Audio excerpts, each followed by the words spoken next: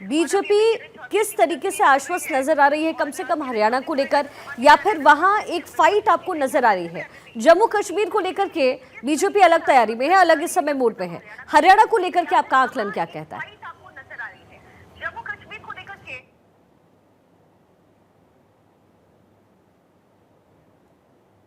हरियाणा में आप देखिए, सोमवार की रात को जेजेपी जो पहले भारतीय जनता पार्टी के साथ थी और पिछली बार भी 2019 की तरह खुद को किंग मेकर की भूमिका में इस बार भी रखना चाहती है। किंग मेकर की भूमिका में थी और भारतीय जनता पार्टी के साथ उसने सरकार बनाई थी। तो शिखा, इस बार क्या हो रहा है? इस बार उन्होंने जिनके साथ अलायंस किया है, एजेएस के साथ, एएसजे के साथ अलायंस किया है, जिनको अब उसको देखिए पूरी रणनीति क्या है, उस पे आएंगे भारतीय जनता पार्टी। देखिए, भारतीय जनता पार्टी को ये तो समझ आ रहा है कि 10 साल का कार्यकाल और उसके बाद जो ये तमाम तब्दीलियां हुई हैं हरियाणा में, कहीं ना कहीं जाट और किसान के चलते भारतीय जनता पार्टी के राहें आसान नहीं हैं।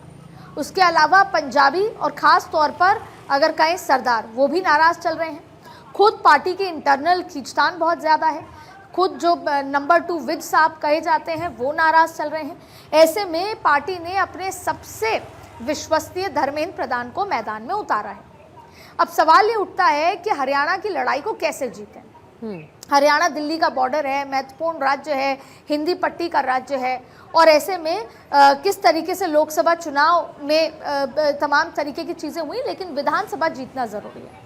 अब देखिए, जो जेजेपी जो जाट इम्पैक्ट रखती है, जिसके कुछ समय पहले ही जिसने भारतीय जनता पार्टी का साथ छोड़ा है, तो उन्होंने अभी गठबंधन जो किया है भीम आर्मी के साथ, वो इस तरह से है कि वो चाहते हैं कि पूरी जो हरियाणा में 21% दलित वोट बैंक है, और वो 21% दलित वोट बैंक सीधा 35 सीटों को, यानी कि हरियाणा की जो 35 सीटें हैं वो दलित वोटर्स का इम्पैक्ट बहुत महत्वपूर्ण उस पर है।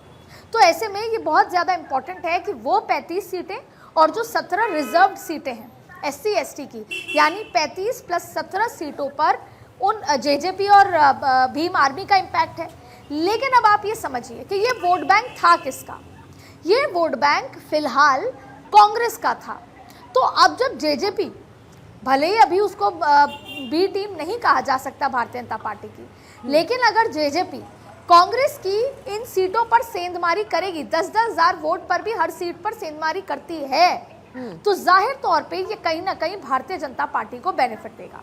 अब आपने पूछा कि भारतीय जनता पार्टी की रणनीति क्या है, और भारतीय जनता पार्टी 90 सीटों की विधानसभा में जीत का आंकड़ा तो जाहिर तौर पे 46 है, लेकिन फिलहाल भारतीय जनता पार्टी अपने आप को 21 से 22 सीटों पर आश्वस्त मान रही है, और वो चाहती है कि वो 35 सीटों तक आ जाए। जैसे ही भारतीय जनता पार्टी 35 सीटों पर आ जाएगी, वो किंग मेकर की भूमिका में बन जाएगी, यानी बिना भारतीय जनता पार्टी के सरकार नहीं बन पाएगी। और ऐसी स्थिति में जो छोटे दल हैं, दूसरे दल हैं, उनके साथ मिलकर भारतीय जनता पार्टी अपना सरकार बना सकती है। तो फिलहाल जो बेसिक मिनिमम रिक्वायरमेंट पे भारतीय जनता पार्टी आगे चल रही है। इसके साथ साथ और तमाम तरीके की जो योजनाएं हैं, तमाम तरीके की, जैसे किरण चौधरी को लेकर आना है, तमाम जो गणित है वो हो रही है।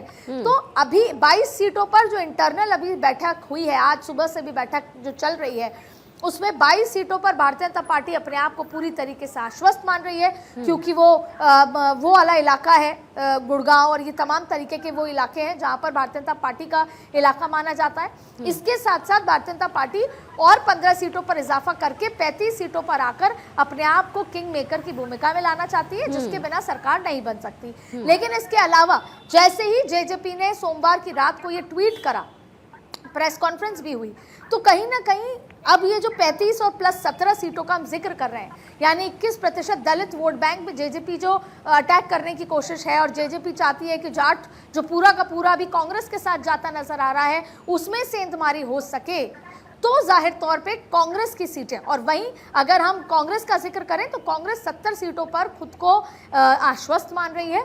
ऐसे में दोनों ही पार्टियों की रणनीति केवल साफ है कैसे एक दूसरे के वोट बैंक पे सेंधमारी की जाए। ठीक। तो शिखा एक दूसरे के वोट बैंक पे सेंधमारी और अपने वोट बैंक को इंटैक्ट रखना, यही पूरी रणनीति है जिसको लेकर भारतीय जनता पार्टी कांग्रेस दोनों ही आगे बढ़ रहे हैं। लेकिन दोनों ही पार्टियों के साथ चुनौती है इंटरनल क्राइसिस का, इन फाइटिंग का, और ऐसे में भारतीय जनता पार्टी भी इन फाइटिंग से जूझ रही है और वहीं कांग्रेस भी इन फाइटिंग से जूझ रही है। और इसीलिए शायद अभी किसी एक बड़े विश्वसनीय नेता को भारतीय जनता कांग्रेस के गांधी परिवार के करीबी नेता को ऑब्जर्वर के तौर पर या किसी बड़ी जिम्मेदारी के तौर पर हरियाणा में स्थापित किया जाएगा, जिससे बड़े हुड्डा, छोटे हुड्डा, दीपेंद्र हुड्डा की बात कर लें, उनके पिताजी का जिक्र कर लें, शैलजा कुमारी का जिक्र कर लें, सुरजेवाला का जिक्र कर ले, वो सब एक धागे में मोती की तरह पिरोए जा सके, वरना आपसी खींचतान कांग्रेस को नुकसान देगी और ये और हमेशा वही होता चाहती भी रहा है भारतीय जनता पार्टी। तो ऐसे इन रणनीति पर काम हो रहा है, वोट बैंक पर काम हो रहा है कि कैसे जो ये बाकी का वोट बिल्कुल अदिति, बिल्कुल, और ये हमेशा से खींचतान देखी भी जाती है। तजम्मुल, जरा आप ये बताइए, अदिति ने अभी जिसका जिक्र किया, इंटरनल पॉलिटिक्स जो हो जाती है, नाम में बदलाव हमने अदिति ये दूसरी बार देखा है। पहले बीजेपी की सूची में बदलाव हुआ, 44 से 15 नाम तक पहुंच गए, उसके बाद अभी एक बदलाव हुआ है। तो तजम्मुल, कुल मिलाकर के इसकी वजह क्या है, क्या हो रहा है इंटरनली वहां पे? क्या बीजेपी के ऊपर बहुत ज्यादा प्रेशर है नाम बदलने का या फिर कैंडिडेट बदलने का? देखिए, बीजेपी को जम्मू कश्मीर में केवल एक बार मौका मिला है हुकूमत करने का, क्योंकि पीडीपी के साथ जब ये 3 साल मुफ्ती मोहम्मद सईद साहब के साथ, उसके साथ महबूब मुफ्ती का 1-1.5 साल निकल गया तो हुकूमत गिर गई। यानी पहली बार इन्हें गवर्नमेंट का डेब्यू करने का मौका मिला था जम्मू कश्मीर में। और उस वक्त जब जम्मू कश्मीर में मोदी वेव के चलते जब कविंदर गुप्ता, निर्मल सिंह, सत शर्मा, प्रिया सेठी ये सारे जीत के आए थे, लेकिन इन्हें फिलहाल आज आराम दिया गया या दूसरे लिस्ट में इन्हें डाला जाएगा। डिलिमिटेशन हुआ और कुछ नाम ऐसे भी आए जिन्हें व्हाट्सएप ग्रुप से ऑफिशियली बीजेपी के जो यहाँ के रिप्रेजेंटेटिव हैं, मीडिया इंचार्ज साजिद शाह, उन्हें डिलीट कर दिया और उसके बाद दोबारा अपडेट आया। ये पहली बार ऐसा नहीं हुआ, कई मौकों पर ऐसा हुआ, टाइपो एरर हुआ होगा या कुछ इस तरह की चीज़ें हुई होगी कि जो आपने जल्दी में नाम जो है बदलने थे या नहीं बदले थे।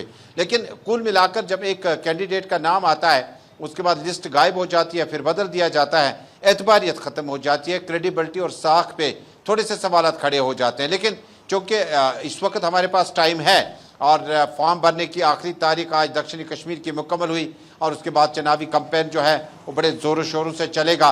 लेकिन शिखा, मैं आपको बड़ा अहम अपडेट दे दूं, जहां हम इन बीजेपी के लिस्ट के मुतालिक बात करते हैं, देर गेर तक जो है स्क्रीनिंग कमेटी जो है तीनों फॉर्मर डिप्टी चीफ मिनिस्टर के बारे में, मिनिस्टर्स के बारे में शायद दोबारा एक रिव्यू करेंगे और शायद उनका नाम दूसरे लिस्ट में आ सकता है। लेकिन जम्मू कश्मीर में अलगावाद एक बहुत बड़ा मौजू है।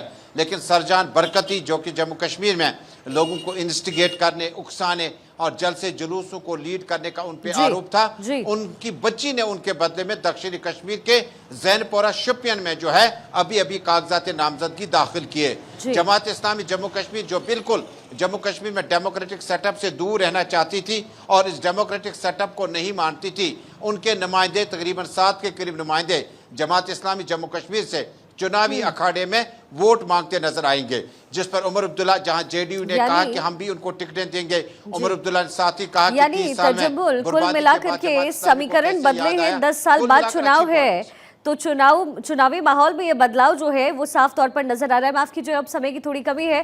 थानेश्वर, बहुत शुक्रिया आपका, तजम्मुल आपका भी। और